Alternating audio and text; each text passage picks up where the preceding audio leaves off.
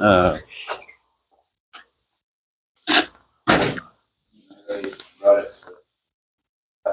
yeah. Morning. Okay. Tzedakah, charity, to help end exile and bring redemption to the entire universe, and to keep Jewish people safe wherever they might be, especially in our Holy Land. Okay, we're going to go further, and as I apologized a minute ago before the recording that I did not yet make copies. Well, I have copies, they're just not finished. Okay. So, what the Rebbe is now going to do is really the meat and potatoes of this Sikha. Okay?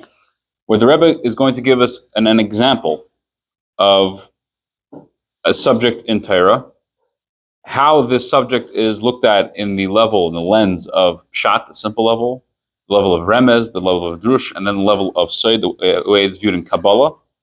Then the Rebbe is going to give us the way Chassidus views this topic, and we'll see how Chassidus infuses life and energy and vitality and a godly experience into each level. That's right. That's right.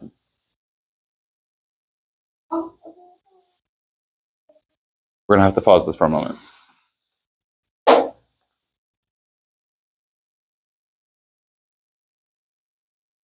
Okay, let's try that again. So then the Rebbe is going to show us how Chassidus infuses life into every single one of those layers individually. Because again, Chassidus is not a fifth interpretation; it is the essence of Torah, which infuses life into all of Torah. Okay, so the Rebbe is now going to pick an example. Okay, and he's going to explain why he's picking this particular subject as an example. So let's see. Section 9. The subjects in Torah are infinitely in abundance. There's an infinite amount of topics we can choose from. We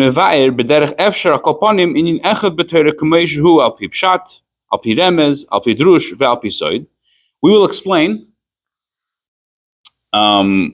one subject, one topic in Torah as it is according to Pshat, the simple, the literal level, how it is according to Remez, the hinting level, illusion level, how it is according to the level of Drush, and how it is according to the level of Kabbalah, ve'es hachayus ve'habahirus ve'oimek shetoides hachassidus machnisa b'kol dalet hachalakim shabai. And the energy and the clarity, the depth that the teachings of Chassidus will bring into each one of these four portions of Torah. When we see this in one subject in Torah, we will understand that this is applicable to all areas of Torah. The subject matter which we will choose as the example is the thing that every Jew is supposed to say, the first thing they do right when they wake up, before they say hi to their friends, before they look at the news, before they read the newspaper, before they check anything, the first thing you do is you say, Moide Ani, thanking Hashem for your soul, for your life. So the subject matter at hand that we are going to choose as an example is the statement of Moide Ani. Why Moide Ani? Why not pick a subject, some other subject, like, I don't know, prayer, or tefillin, or Shabbos candles, or Pesach? Why are we picking the subject of Moide Ani? So says the Rebbe, gives three reasons why he's particularly choosing Moide Ani. Key, because, Aleph, one,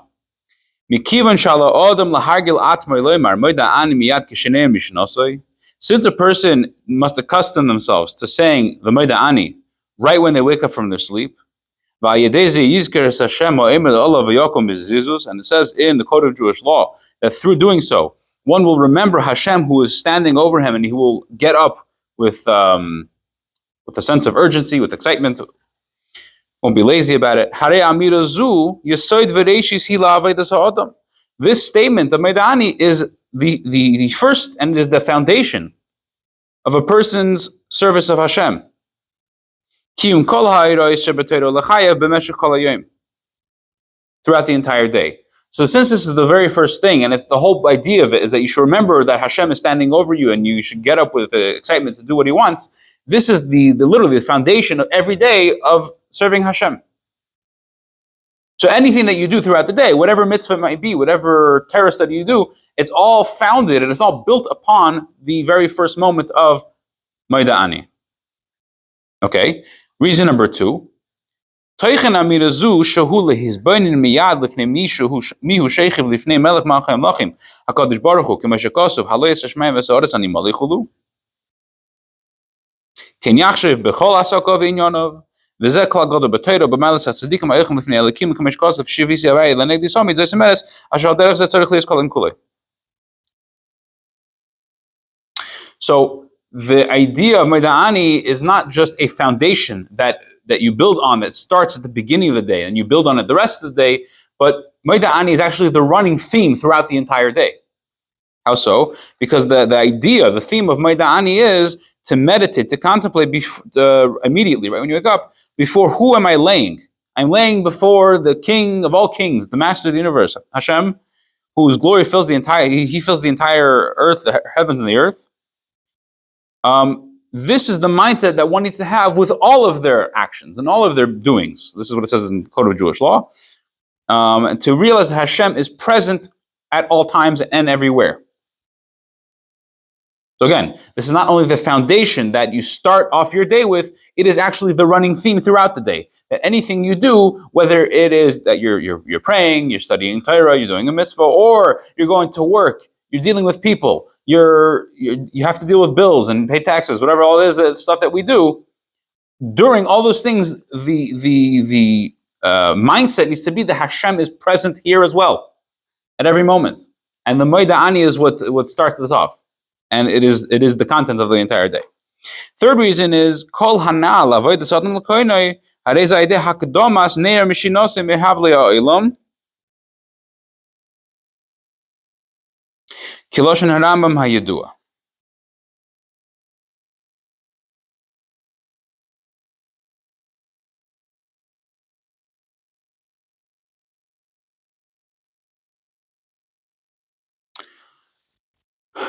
The idea of Moed Ani in a different lens is really what serving Hashem is all about.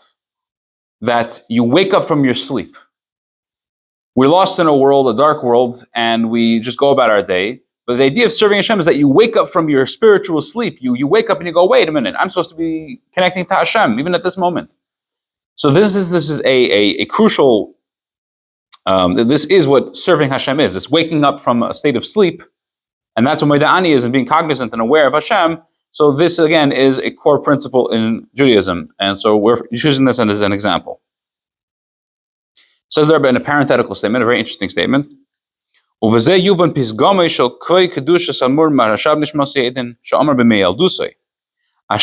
hanekuda she'achrei tevas bechemlo shebemoed ani tzrichim lepoishta panandr spreiten al kol hayom kule ki b'chol rega v'rega shebemeshech kol hayom tzricha liyas ha'avodah d'moed ani. If you look in the Siddur, in the prayer book, the very first thing it says is Moed Ani.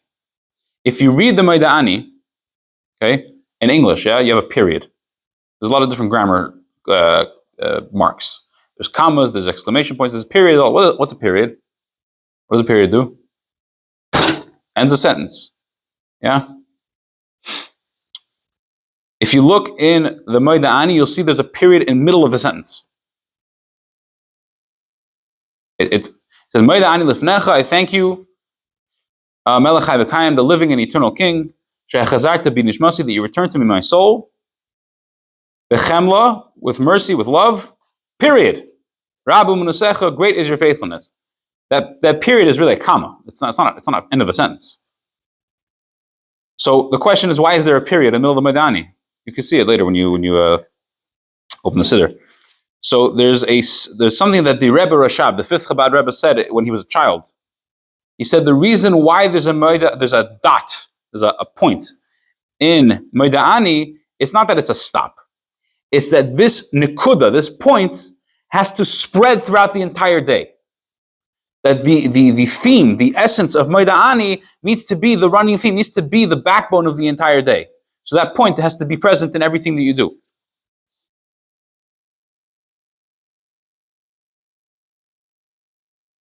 Okay. We're going to start the Moida Ani according to the simple level. Actually, no. We might have time to go through all four. Right now, the Rebbe is going to do is he's going to give us Moida Ani on 4 different levels. Okay? Try to hold on to your seat. He's going to briefly give us each one according to the 4 levels, then explain to Moida Ani according to Chassidus, and then at length explain how Chassidus vitalizes each level. Ready? Here we go. Section 10.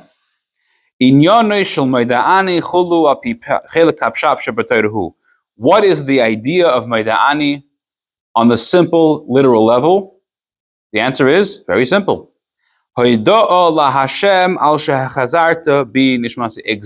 what the words say. It is a gratitude, an acknowledgement, a thanking Hashem for returning my soul. That's it. Exactly what the Moida Ani says, what it sounds like it's saying, that's exactly what the literal, simple interpretation is. You're thanking Hashem for returning your soul. Now, there's a halachic, an analyzation of Jewish law regards to this in connection with this, because it's what's the idea of this? Now, 1 second. If you look in the Siddur, you'll see there's on the first page, there's Moida Ani. Well, 4 things. Followed by the blessing you say for washing your hands. After you wash your hands a second time, you make a blessing. Al netilas yadayim. Then followed by the blessing of Asher Yatzar, which you thank Hashem for allowing your body to function, which is what the blessing you say after using the bathroom. Followed by a prayer, a blessing. Elikai neshama. Elikai neshama is a blessing of thanking Hashem for returning your soul. Wait, didn't we do that with Moida Ani already? What's the repetition? That's what the Rebbe is addressing. Although we make the blessing for returning of the soul in the blessing of Elikai neshama, which we say later a few minutes later in the day. Although we're making a blessing thanking Hashem for returning our soul, we need to say Moida Ani. We also need to say Moida Ani. Why?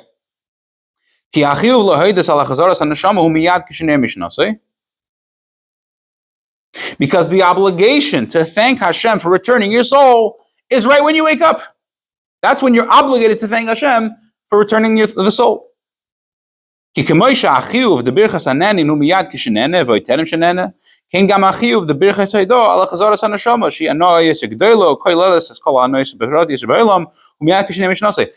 like any time a person enjoys benefit from usually food, we are required to thank Hashem immediately for that food. In fact, we make a blessing before we even eat the food. So too, when you have the greatest benefit in the world, which is life, Hashem returns your life to you, you have to thank Hashem for it. Now, you can't make a blessing for Hashem returning your soul before you wake up. What's the answer? Why not? Because you're sleeping, right? You can't make a blessing in your sleep, plus I checked. So the earliest opportunity, you are obligated to thank Hashem for returning your soul. Just like you have to thank Hashem for any benefit, any goodness that He does for you. Okay, so right when you wake up, you have to make a blessing thanking Hashem. There's a problem though. You can't make a blessing. Why? Let's see. Being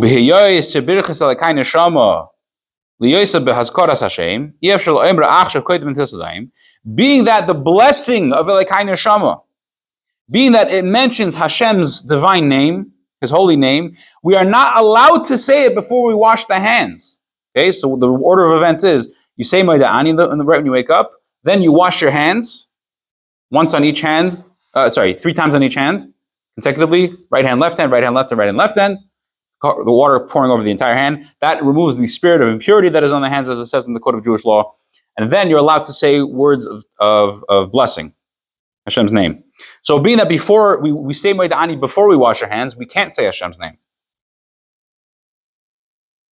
What? What did you say?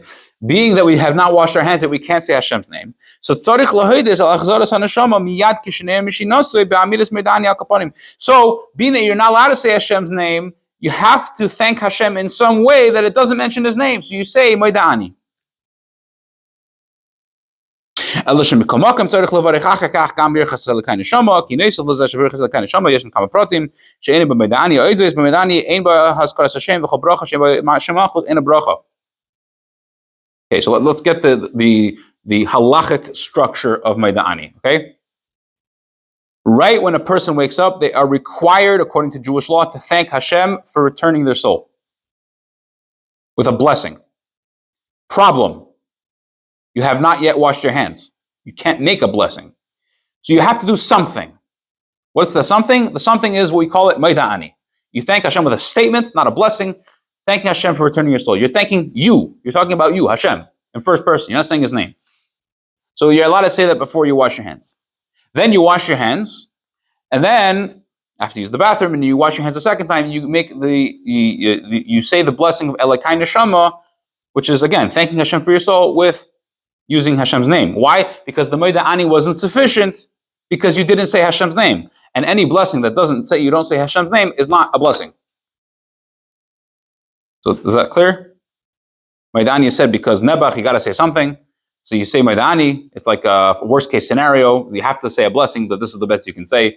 And then finally, after you wash your hands, now you do the grand, great blessing of Elokai Neshama. That's what it sounds like, at least at this point. Move on. This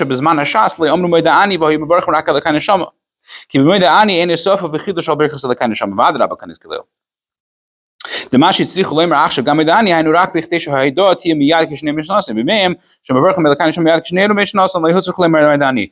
also help us understand an interesting phenomena.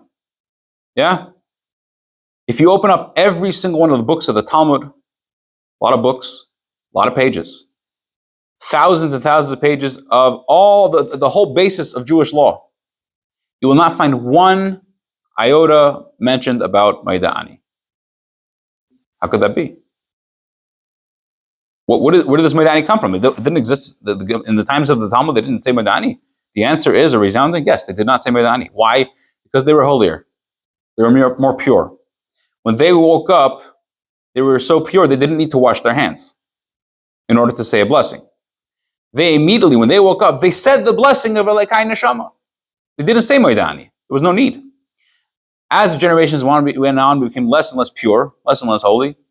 So when we wake up now, we have an impurity in our hands. We can't say a blessing with Hashem's name. So we have to, again, last resort, worst case scenario, you have to say something, so you say Maida'ani. Once you wash your hands, then you could do the real blessing of Elokai Neshama. That is the way that Maida'ani is viewed on a simple level. Again, in simple English, in short, you're two points. You're thanking Hashem for returning your soul. And it's at the bottom of the rung, the bottom of the ladder. Really, you should be saying the blessing of Elokai Neshama. We're in a terrible situation. We have impurity on our hands. We can't say a blessing. So, okay, we got to say something, so we say Maida'ani. I will tell you in advance, a little sneak peek, with the Chassidus interpretation, as it infuses life into the simple level of Maida'ani, the whole thing's going to flip on its head. And Maida'ani is going to become the greatest of the great. Okay? It's going to become the most incredible thing possible. And tomorrow, God willing, we're going to continue with the hint level of Maida'ani, the Drush level of Maida'ani, and the Kabbalah level of Maida'ani. Okay.